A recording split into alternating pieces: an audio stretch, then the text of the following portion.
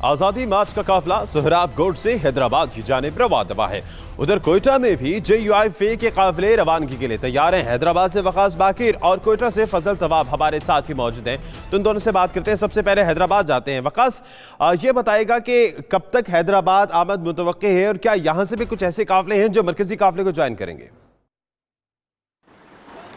जी बिल्कुल, जमीयत उलमा इस्लाम की सियासी तारीख का वो दिनान पहुंचा है जब जमीयत उलमा इस्लाम को अपनी पहली मरतबा शुरू की गई मुल्क गिर एहतजाजी तहरीक के लिए भरपूर अवामी कुव्वत का मुजाहरा करना है।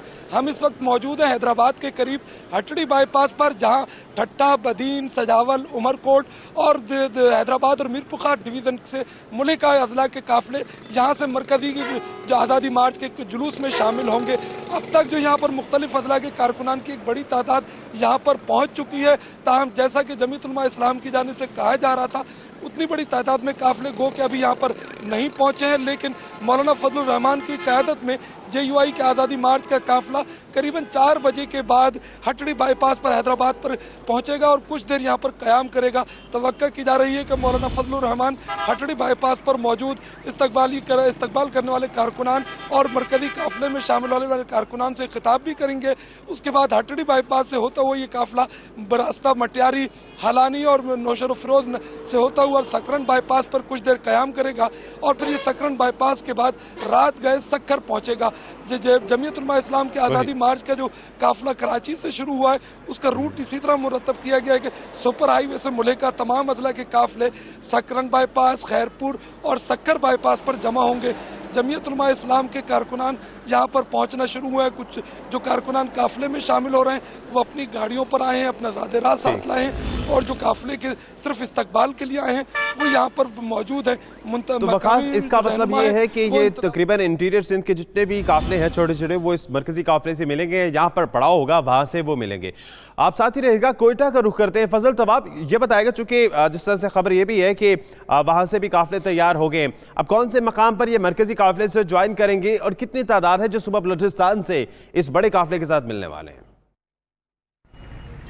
देखिए, बलूचिस्तान में भी सूरत हाल जो है वो सिंध से मुख्तलिफ नहीं है। अंदरूनी बलूचिस्तान से आने वाले काफिले जो है वो कोयटा पहुंच चुके हैं और अब से कुछ लम्हे पहले ही कोयटा कुचलाग बाज़ार से जो है जमीयत उलमा इस्लाम का जो काफिला है वो अब रवाना हो चुका है, जो बरास्ता है लोरलाई, मुस्लिम बाग, किला सैफुल्लाह से होता हुआ डेरा गाजी खान और पंजाब में जो है दाखिल होगा।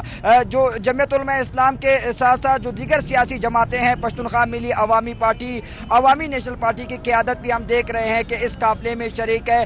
बड़ी तादाद में जो कारकुनान है जमीयत उलमा इस्लाम के, वो इस काफिले में शरीक है। चूँकि बलूचिस्तान के जो ख़ास तौर पर किला सैफुल्लाह, लोरलाई, संजावी, पशीन में यहाँ पर जमीयत का और ज़्यादा है और ये कहा जा रहा है कि बड़ी तादाद में जो काफिले हैं वो इस कोयटा से रवाना होने वाला जो काफिला है इसके साथ शरीक होगा और पंजाब में जो है 31 अक्टूबर में की सुबह जो है वहाँ पर दाखिल होगा। साथ ही साथ अगर खाने पीने की सूरत हाल की अगर बात की जाए तो खाने पीने के भी खसूसी इंतजाम किए गए हैं। हमने जब जमीयत उलमा इस्लाम के रहनुमाओं से बात की तो उनका यही कहना था कि 10 दिन का राशन जो है वो हम अपने साथ लाए हैं, जिसमें खुश्क मेवा और दीगर जो है अशिया खुर्दनोश शामिल है। जी सही, तो 10 दिन का सामान भी साथ ही लाए हैं। बहुत शुक्रिया आपका फजल तवाब और वकास बाकिर, आप दोनों का।